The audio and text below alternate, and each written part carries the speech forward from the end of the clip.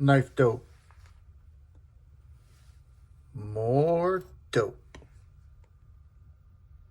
Come and get your fix. What's up, fuckers? Your boy's back with a fresh batch of dope. USA made knife dope. That's right, people. Got a special one for y'all today. This is a first for me. This is a big first. Now, keeping all politics aside, of course, because we don't play that game over here. What we're going to be taking a look at today is a offering from Medford Knife Tool. Now, the reason why I say this is a big one for me is because Greg Medford is also a former active Marine, just like myself. So for some of y'all who may not know, there's a brotherhood in pretty much in all the armed forces, but the Marines especially, we have a lifelong brotherhood. Once you make that walk and become a Marine, it's for life. And so we, like I said, regardless of politics, we always ride for each other and stand behind one another. So before I get into it, though, if you do enjoy the content, I'd ask that you would share, like, comment, and most importantly, subscribe, goddammit. It does help the channel. It does trick that algorithm, and it does help your boy to go viral. Okay, enough of that. The knife we're going to be taking a look at today is called the Infraction. You can see this hard shell case can withstand goddamn nuclear war, essentially. Not really, but you get what I'm saying. Comes with your basic warranty information. I ain't gonna keep you all too long on this. Pause and read if you're interested.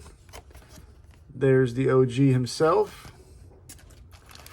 Also comes with, it looks like a patch of some kind and some stickers.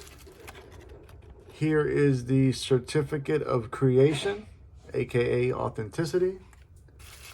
And most importantly, what we all came here for, the knife. Now, this is the first for me. I've never had any Medford in hand. Of course, big shout out to the sponsor of this video, Mr. Craig, aka Saigon Kick 2018, aka the Irish Hitman. That's right, baby. Legend in this game. This is his knife. And he was a great man in sending this to me. So let's get into it a little bit more. Let's go ahead and deploy it. Woo! Digging it. Let's go over some specs of this beauty, of this hoss, I should say. Overall length on this one is 8 inches, so definitely a large knife.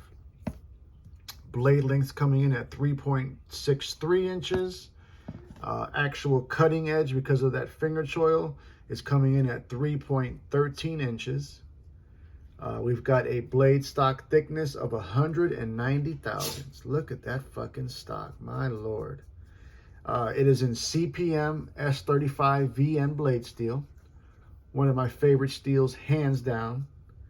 Easy to strap back, great toughness and corrosion resistance is what I was really trying to say. Now, they refer to this blade shape as the utilitarian drop point. It's also rocking a mid-height hollow grind, gorgeous hollow grind, belt satin finish.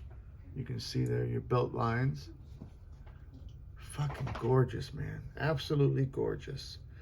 Now, the knife itself is riding on dual nylon and bronze washers.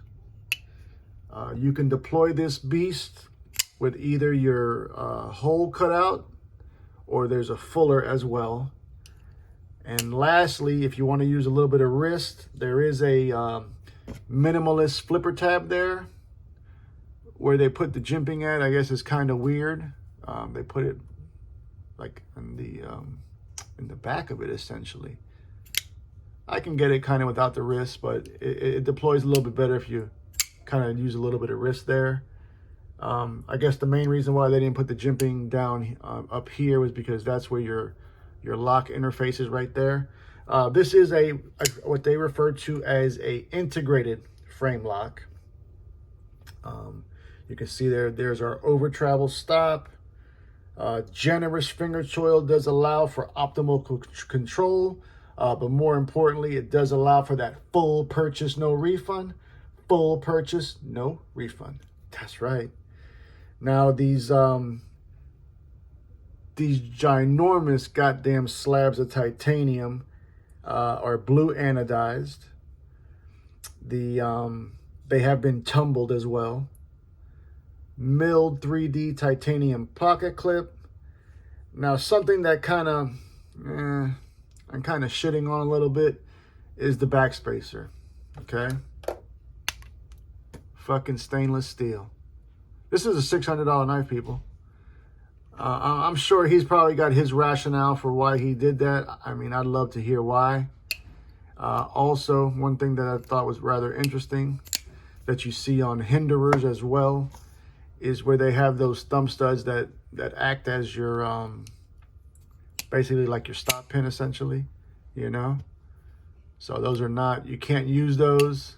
Obviously, they don't even make them accessible to your thumb. But that's basically what your stop pin is.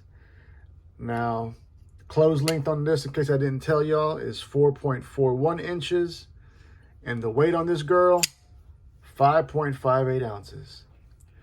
Most important aspect of this, born and bred here in the USA, baby. And for that alone, it's going to always get my support. How practical is this? I mean, this is a work knife, a $600 work knife, you know. With that hollow grind, though, I can definitely see some slicing going on. Granted, we do have a thick-ass blade stock. I'm almost speechless, essentially, you know. It's beautiful. The fit and finish is amazing. I really am. I'm pausing quite a bit because this is my first time experiencing it. I didn't know what to expect. I know most of his knives are even bigger than this. I think this is probably one of his smaller knives from what I understand. But enough of that. Let's put up some other knives for some size comparison. Gotta keep it all USA, baby. So keep that in mind. All right. First up, we're going to put it up there against that Spyderco Manix 2, River's Edge Cutlery exclusive. So the infraction is basically dead money with that Manix 2. Now, keeping that same goddamn energy, River's Edge Cutlery again, we're going to go ahead and put it up there against that Shaman. So it's smaller than the Shaman. Love River's Edge Cutlery. One of my favorite, if not my favorite, knife distributor. For sure.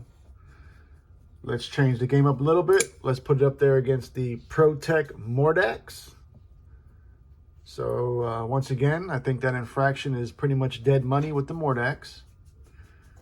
Switching lanes back again to them boys at Spyderco. We're going to put it up there against that 15V PM2. So the infraction is smaller than the PM2.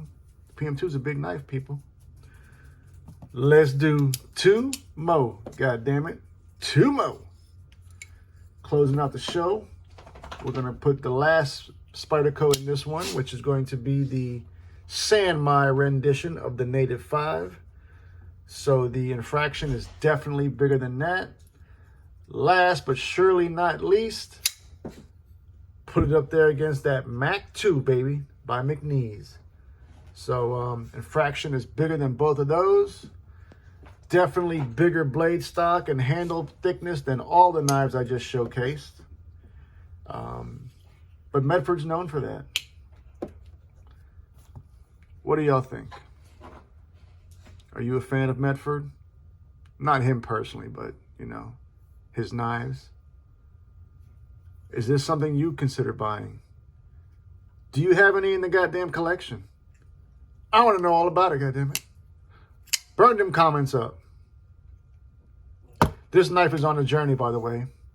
As soon as I'm done filming this video, this knife is making a trip to the West Coast. It's getting a serious mod.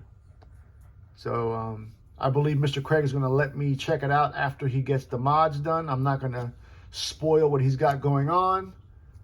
But just remember how it looks now, because when it comes back, it ain't going to look the same. Anyways, fuckers, love you, mean it. Until the next time, cut something, cut someone, just don't cut yourself. Stay dangerous, fuckers!